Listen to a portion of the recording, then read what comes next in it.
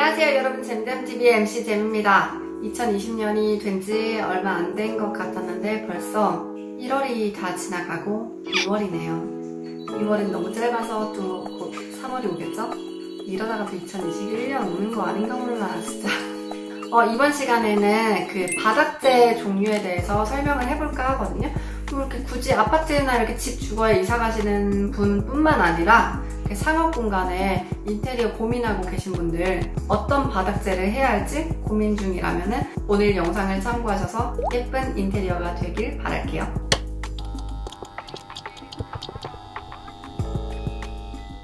자, 그럼 일단 바닥재 종류는 어떤 게 있냐? 일단 뭐 간단하게 생각하자면은 가장 기본인 마루도 단순히 그냥 마루요 하면은 마루 한 가지로 끝나는 게 아닌데요.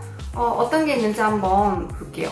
가장 많이 사용하는 일반적인 마루는 합판마루가 있어요. 합판마루는 합판 위에다가 이제 천연 무늬목을 덧댄 마루인데요. 보통 그냥 합판마루라고 하기도 하고 강마루라고도 하는데, 그러니까 합판 위에 이제 덧대어 있는 그 무늬목 층이 얼마나 두껍냐에 따라서 좀 금액대가 다양하게 되고 있어요. 보통은 한 10만원 초반대까지 하더라고요, 평당. 그 다음으로는 이제 원목마루가 있는데, 원목은 말 그대로 그 마루 자체가 원목이에요, 통원목. 그래서 이게 너무 비싸요. 거의 뭐 제가 아는 원목마루만 해도 저렴한 게 20만원 중후반대이고요. 비싼 걸로는 진짜 뭐 평당 40만원짜리도 있고, 부유한 집이라면 원목마루 할 수 있겠죠? MC잼은 가난하기 때문에 절대 못해요. 그 다음으로 이제 또 많이 사용하는 게 이제 장판인데요. 장판은 요즘에 또 패턴이 다양하게 나오잖아요. 장판은 이제 비닐 소재에다가 인쇄를 한 거예요. 그래서 그 인쇄가 우드 패턴, 그러니까 마루처럼 나오는 그런 패턴도 있고, 아니면은 그 타일처럼 대리석 느낌으로 인쇄를 하기도 하고, 아니면은 그 밖에 뭐 진짜 다양해요. 우리 안에 그 노란 장판도 있는가 하면은 패턴에 따라 아무튼 많이 달라요. 근데 이게 그 가격을 딱 책정하는 것 중 하나는 이 장판이 어떤 소재로 만들어졌냐도 중요하지만 가장 중요한 건 두께예요. 얇은 걸로는 1.8T 진짜 얇아요. 1.8T면 우리 그 1.8mm예요. 그러니까 2mm가 채 안 되는 사이즈인데 얼마나 얇겠어요. 그래서 얘가 좀 가장 저렴하고요. 가장 두꺼운 게 제가 알기로는 6mm 정도 됐던 게 LG의 그 지하 소리잠인가?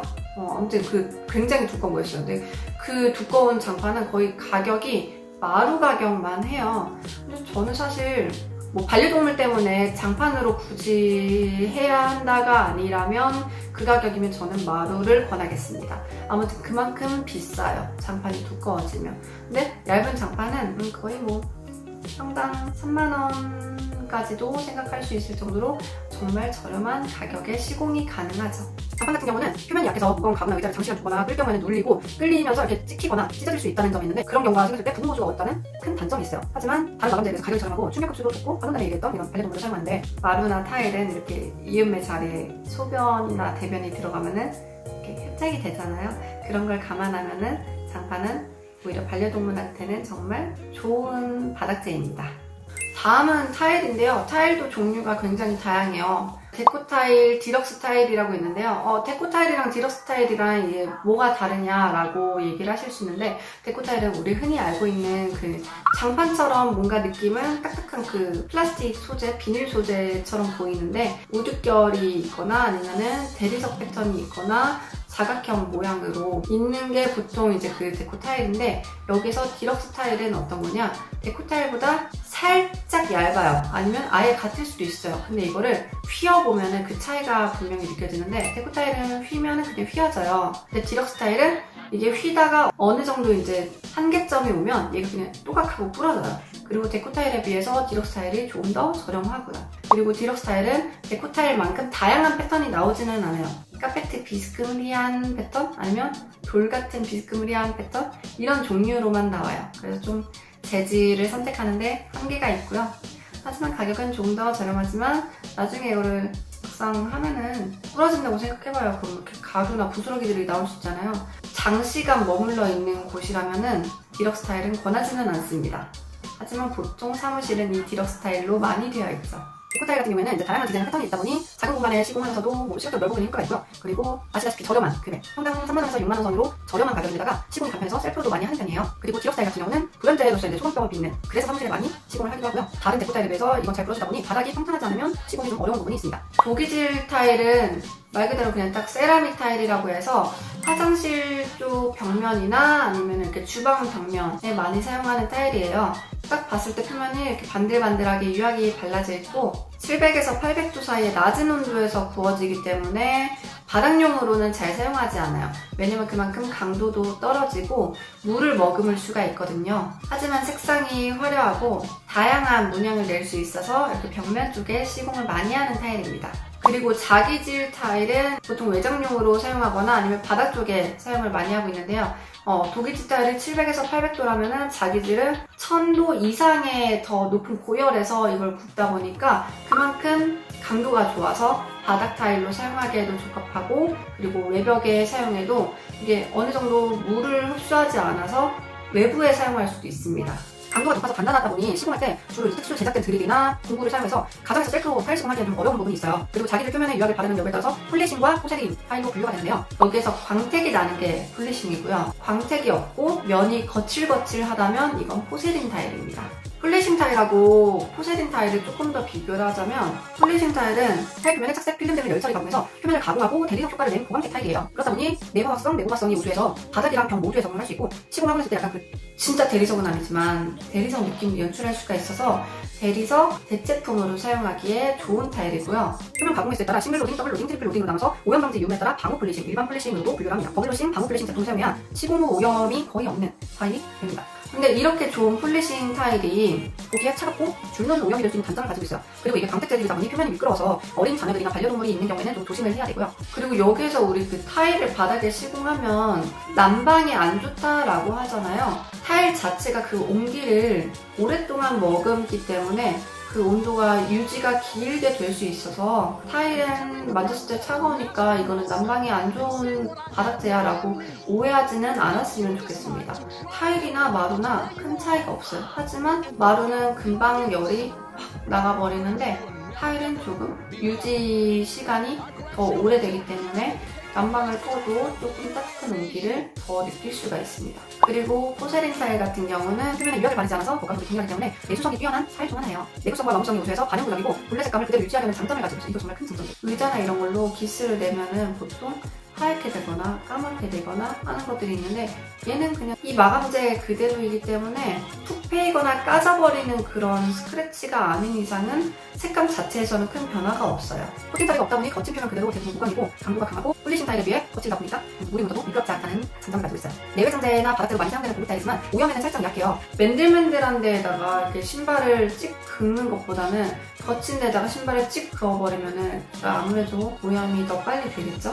마찬가지로 온기가 오래 유지되는 따뜻한 타일이고요. 전체적으로 무광이다 보니 빈티지나 아니면 모던 같은 심플한 분위기를 연출하는데 좋아요. 다음으로는 석재하고 대리석 타일인데요. 내적 효율이 우수해서 난방비를 절감할 수 있는 큰 장점이고요. 사용하고 나면 공간이 깔끔해지고 실제보다 더 넓은 효과를 연출할 수가 있어요. 자연에서 나오는 패턴이 인공적으로 만들 수는 없는 것 같아요. 펄처럼 아니면 보석처럼 반짝반짝거리는 그런 것들도 있고, 근데 가장 큰 단점이죠. 너무 비싸. 진짜 비싼 거는 진짜 뭐 식탁으로 사용할 수 있는 판때기 하나가 3천만 원이래요. 너무 비싸. 근데 너무 예뻐요. 그래서 나온 게 뭘까요? 복합 타일. 천연 대리석을 따라한 복제품 가짜 대리석입니다. 대리석에 무늬만 재현한 인도 대리석 타일들이 좀 나오는 편이고요. 바닥재 중에서 가장 비싼 단점을 가지고 있는데 또 바닥이 찬 편이어서 겨울에 난방을 하지 않는다면 꼭 거기다가 카페트를 깔아주시는 게 좋습니다. 너무 차가워요. 마지막으로 바닥재는 이제 카페트인데요. 카페트는 딱 두 가지로 나와요. 카페 타일이냐 아니면 롤 카페트이냐. 말 그대로 그 롤 카페트는 장판 깔듯이 롤로 말려있는 거를 이렇게 술술 그냥 까는 카페트라고 보시면 되고요. 카페 타일은 이제 데코 타일처럼 이렇게 사각형 모양으로 카페트가 잘려져 있어요. 이거를 데코 타일 깔듯이 착착착 까는 카페 타일인데요. 일단 카페트는 미끄럼 방지, 소음 방지, 보온성, 시각 피로 감소에 좋은 바닥재고요. 하지만 이게 카페트이다 보니까 오염에는 너무 취약합니다. 과자 부스러기라도 들어갔다가는 정말 청소하는데 번거로워지겠죠? 보통 카페 타일은 50cm의 정사각형 모양으로 6mm 정도에서 12mm까지 다양한 두께들이 나오는데요. 시공이 간단하고 보수 유지가 편리한 데다가 패턴이 단조로운 데 비해서 두 가지 컬러로 이렇게 교차 시공을 하거나 아니면 패턴을 이런 모양, 이런 모양, 이런 모양 이렇게 한 식으로 좀 다양하게 교차를 해서 패턴을 만들어내면서 스타일링할 수 있는 장점을 가지고 있습니다. 미끄럼이나 소음에 좋다 보니 보통 업무시설에 많이 사용하는 편이에요. 발자국 소리가 좀 나면 안 되는 곳, 독서실, 도서관, 차분해야 하는 사무실 바닥이 이런 이유 때문에 카페 타일을 많이 선호하는 편이고요. 그 밖에도 이제 어린이들이 많이 이용하는 장소에도 이런 카페트 타일을 이용하면 충격이 보완되다 보니 넘어져도 다치지 않을 수가 있습니다. 하나가 더 남아있었는데요. 도장이 있네요. 도장은 말 그대로 이제 페인트, 도료인데요.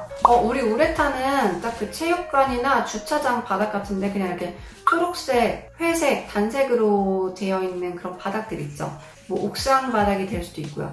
이런 데에 있는 게 우레탄이고요. 탄성이 있는 고무 재질이에요. 그래서 탄성은 말 그대로 이렇게 밟았을 때 조금 그 복원이 되는 그런 거라서 외부에서 많이 사용하고 있고요. 그리고 이제 내구성이 좋아서 옥상에 방수용으로도 많이 사용하고 있어요. 가끔 이제 옥상에 뭐 균열이 생겨가지고 방수 안 될 때는 우레탄을 옥상에다가 한번 쫙 다 도포하면은 방수가 됩니다. 그리고 셀프 레벨링은 이제 일명 콤플러라고 해서 우리 그 빈티지 바닥 할 때 콘크리트 바닥재 있잖아요. 이걸 하는 게 셀프 레벨링인데 이건 말 그대로 그냥 바닥에다가 시멘트를 붓는 거라고 생각을 하면 돼요. 자동 수평 몰타를 이제 셀프 레벨링이라고 하는 건데 단순하게 생각하자면은 시멘트를 바닥에다가 부어놓고 우리가 이제 빈티지 바닥 할 때는 그거를 뭐 무용재 같은 거를 표면에 입히면서 붓질, 브러쉬 모양을 내는 작업이에요.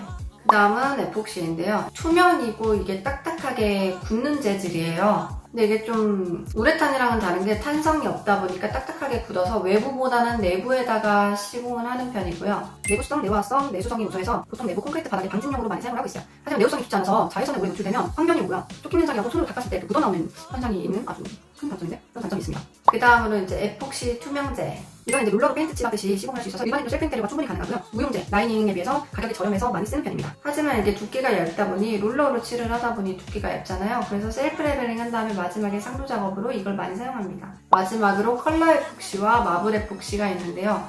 요즘에 한참 이게 좀 핫하게 유행을 해서 상업 공간에 많이 적용을 했는데요.